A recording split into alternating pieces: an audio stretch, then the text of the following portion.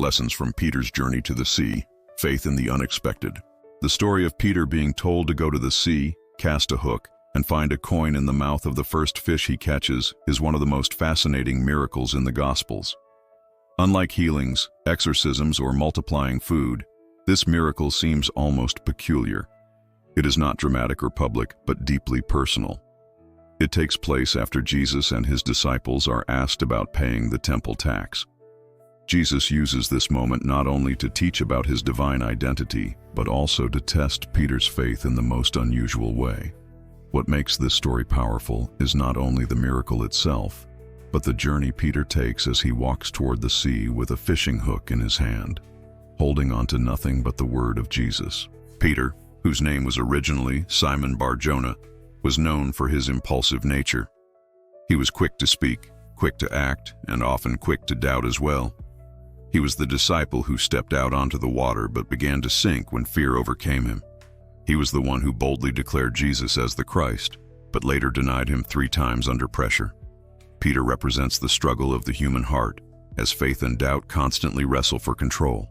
So when Jesus told him to go catch a fish and expect a coin in its mouth, we can imagine the mix of emotions swirling within him.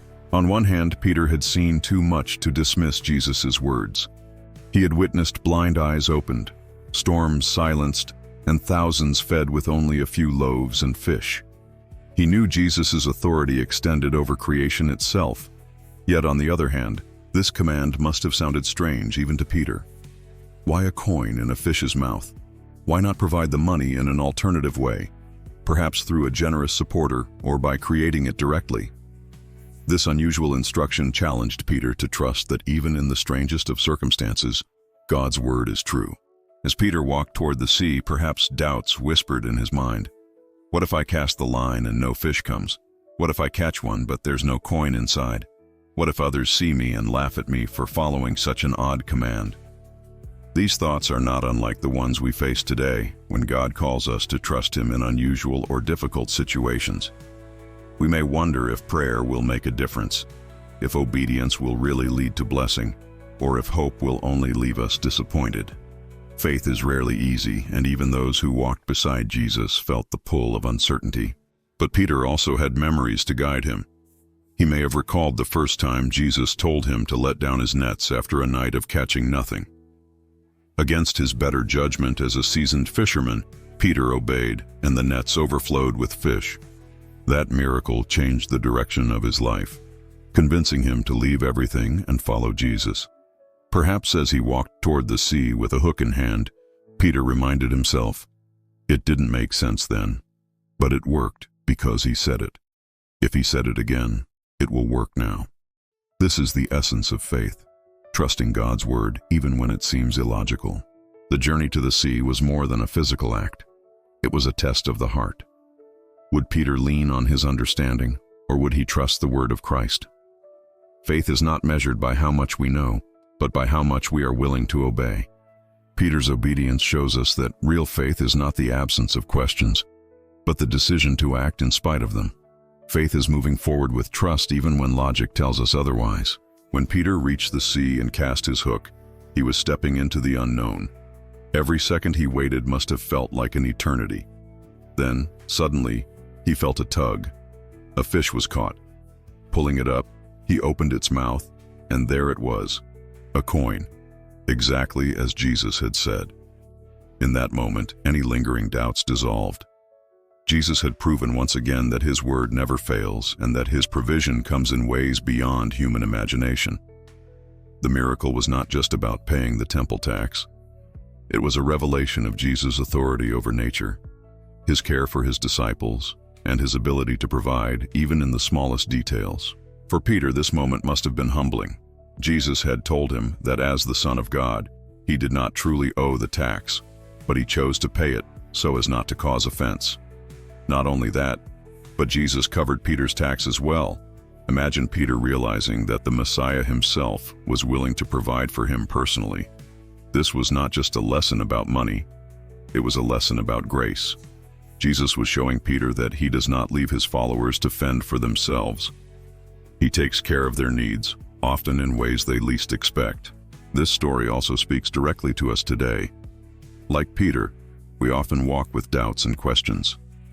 God's instructions to us may seem unusual, or his timing may feel strange.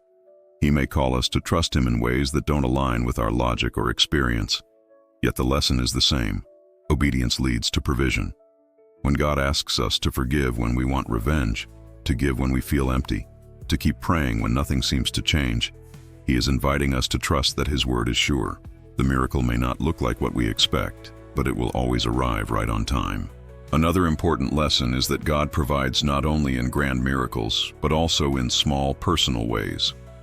Feeding thousands was a public display of power, but placing a coin in the mouth of a fish for Peter's tax was an intimate reminder that Jesus cares about individual needs. Sometimes we think our problems are too small for God to notice, but this story reminds us that he is attentive to every detail of our lives. The same God who governs the universe is concerned with how we will pay our bills, handle our responsibilities, or overcome our daily struggles. Peter's walk to the sea was therefore a walk of faith, one that mirrors our own journey with God. Every step forward was a choice to believe rather than to doubt, to obey rather than to question.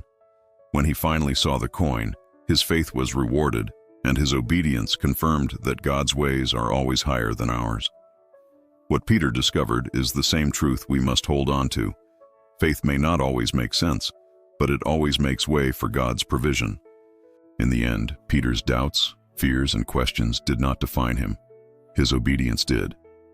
He trusted enough to act, and that made all the difference. This moment foreshadows the greater truth of the gospel. Just as Jesus paid Peter's tax debt, he would later pay the far greater debt of sin through his death on the cross.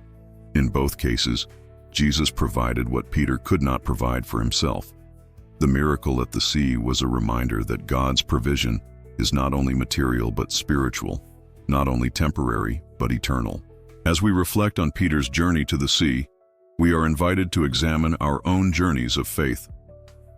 Where are we being called to trust God in the unusual or unexpected? Where do we struggle with doubt while holding a promise from him? The lesson is clear. Even if his instructions seem strange, even if the way forward is uncertain, his word never fails. Just as Peter found the coin exactly where Jesus said it would be, we too will find God's provision exactly where he promises, if only we trust and obey.